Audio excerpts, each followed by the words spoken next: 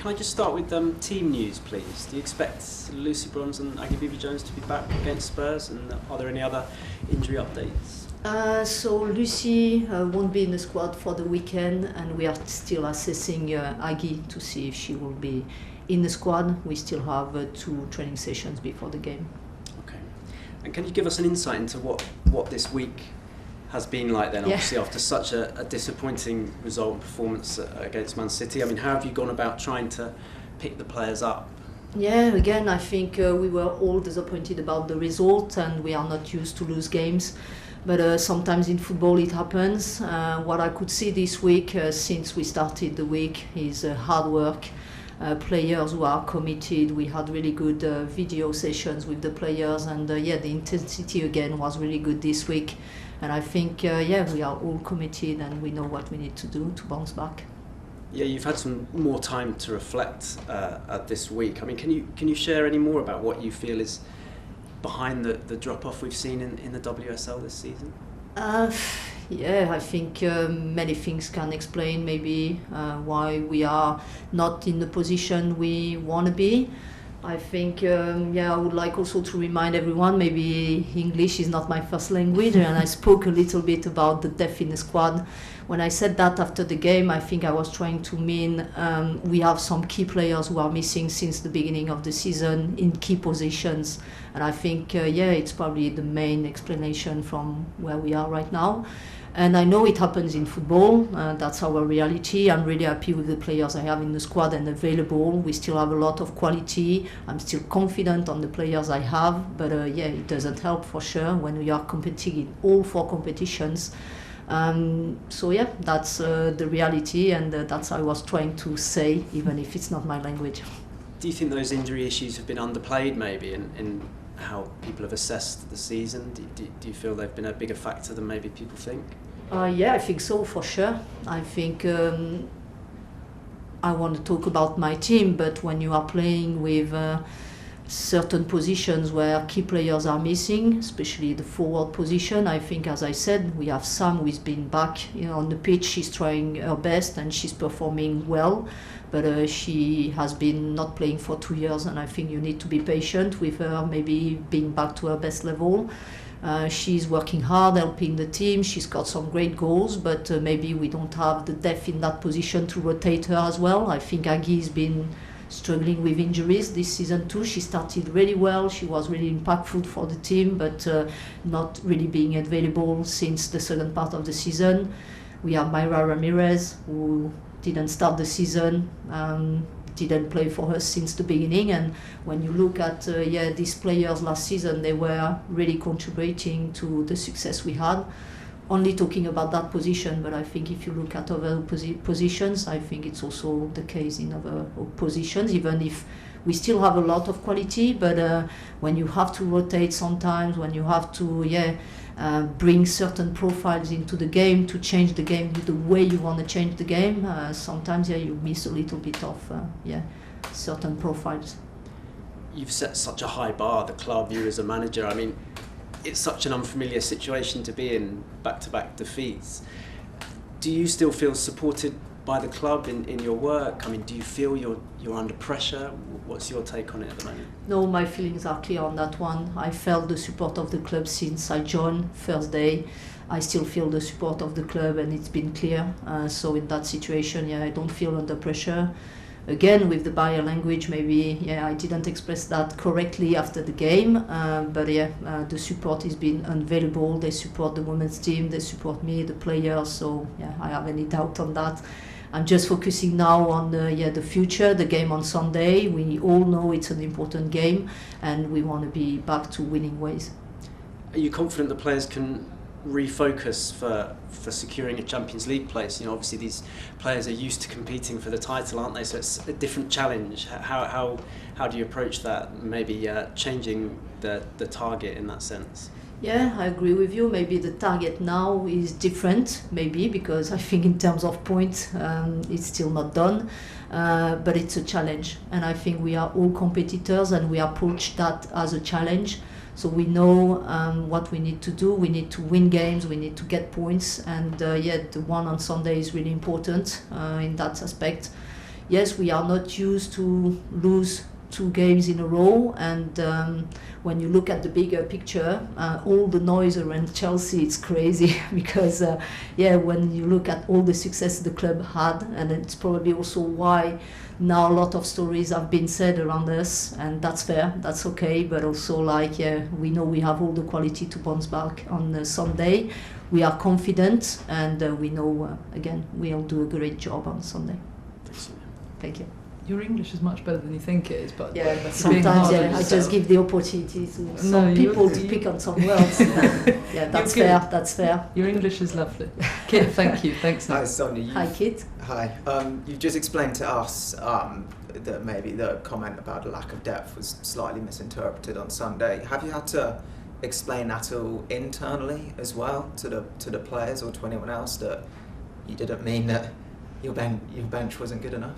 No, I think I didn't have to. I think we know each other quite well to trust each other, and they know who I am as a manager. They really know I trust them.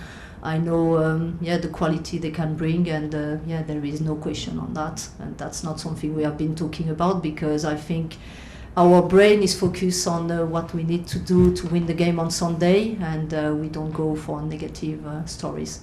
And English isn't your first language, but it is very good. And you did say that you would have liked to have seen more transfers in the past windows on Sunday. Just around those comments and those frustrations, has there been any conversations around that? Have those frustrations been addressed since Sunday? Did I really say these words? I'm not sure and convinced, but I'm having a lot of conversations with everyone in the club. We are working together. We know where we want to be. We know where we want to go, and a lot of conversations are happening day-to-day basis, and every week. So we are aligned and on the same page. So how do you feel about ending the January window with no incomings? I knew it was happening from the beginning, and again we are aligned on that. So no comments. That's okay. Can I ask about Shannon Skinn as well? There's been some reports in the media that she's not overly happy with the amount of game time she's getting, and she may consider her options in the summer. Just can you share any light on her situation and what's going on there? Yeah. Would you be happy, Kit, not to play in a team? I'm not that good. Yeah. I'm not as good as Shannon. So, again, as a competitive player, that's the normal behaviours for players, not to be happy, not to get minutes. And I think that's what I expect from CEO.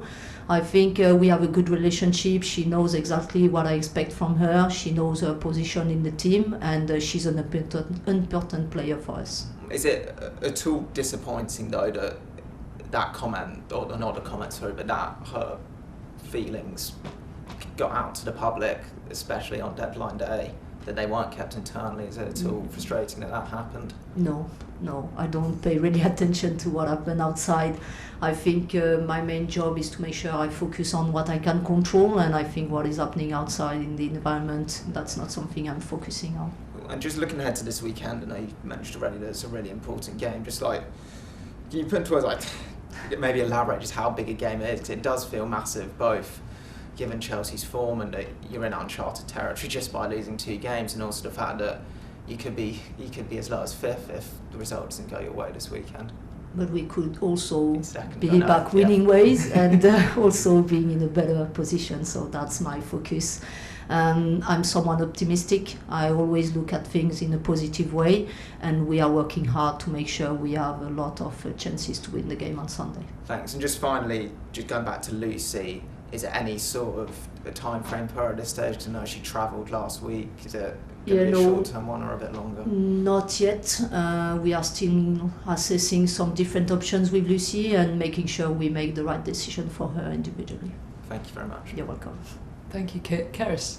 Hey, Sonia. Hey, Keris. Can I just check on Mayra? Because I remember at the start of the season we said we wouldn't see her again in 2025. Can I just check sort of how far off returning she's expected to be? Yeah, Mayra was supposed to come back on the pitch the last few days, but she picked up a little injury in her rehab, in her calf. So, I don't have any timeline for now.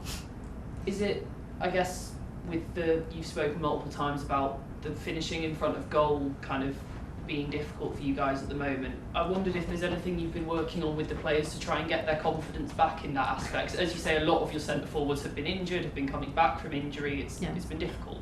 Yeah, we always make sure we provide them some exercise in training session for them to practice, but it's always difficult to really replicate the game environment. I think a lot of that goes with confidence. So I think mentally we are trying to make sure like they stay confident because they have a lot of quality, and I think also like for them to keep the instinct, because when you are in the box, instinct helps a lot.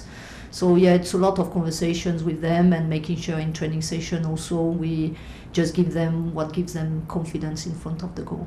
And what have you made of your players' kind of confidence and mentality over the last couple of games? I guess something we've always talked about Chelsea is the winning mentality, and it felt like potentially their confidence in that has dipped a little bit.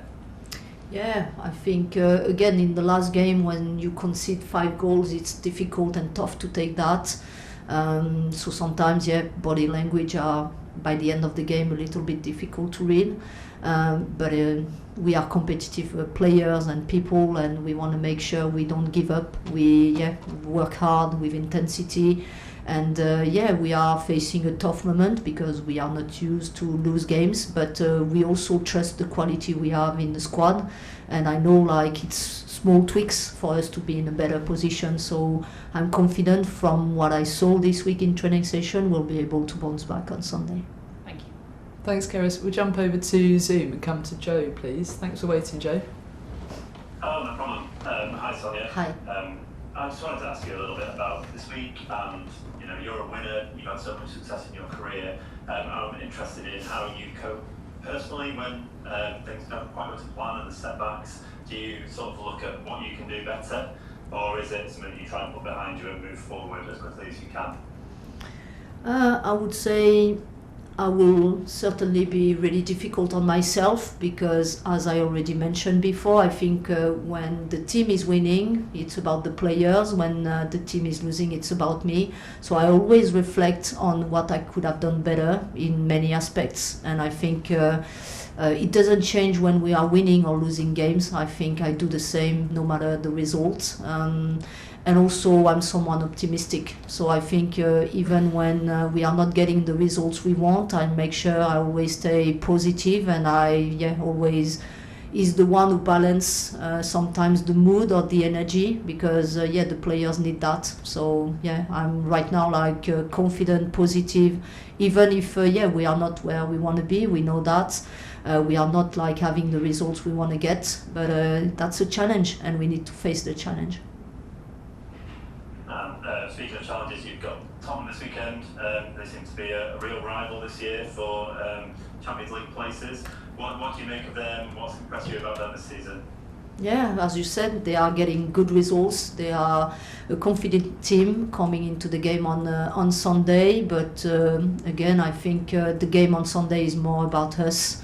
I think we need to make sure we focus on what we need to achieve in the pitch. But it will be a tough game, especially after losing 2 games. But again, I think I'm confident enough we have the quality to beat that team, even it will be tough. We are playing away, but we have quality enough on the pitch to have a good game and to win. Well, best of luck. Thank you so much. Thank you. Thank you, Joe. We'll take one each from Helen and Dan to finish, please. Dan, can we come to you first? Thank you. Hi, Sonia. I hope you're well.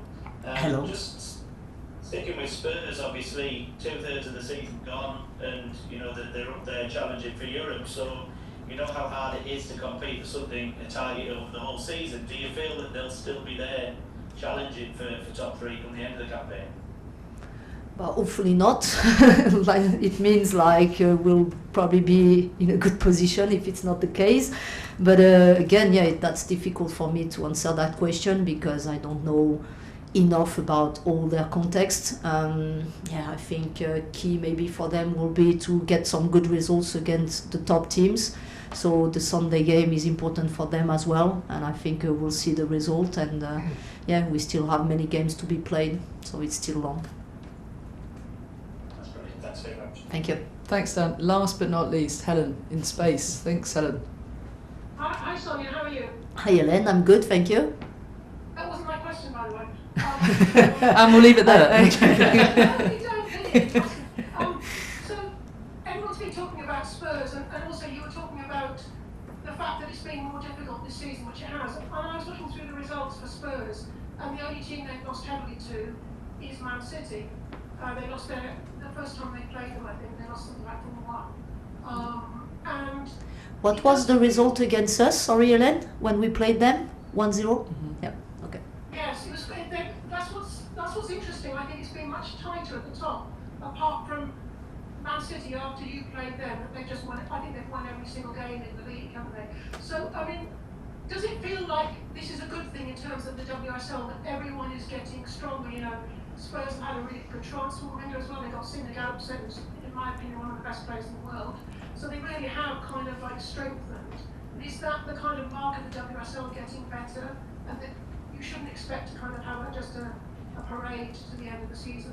Yeah, no, again, it's part of why the WSL is so much competitive. I think we have many clubs who are investing in the women's team, bringing some really good players into the league, makes things even more competitive. I think, that's why also I wanted to come and be in this league as a coach, because I think every week can challenge you in different ways.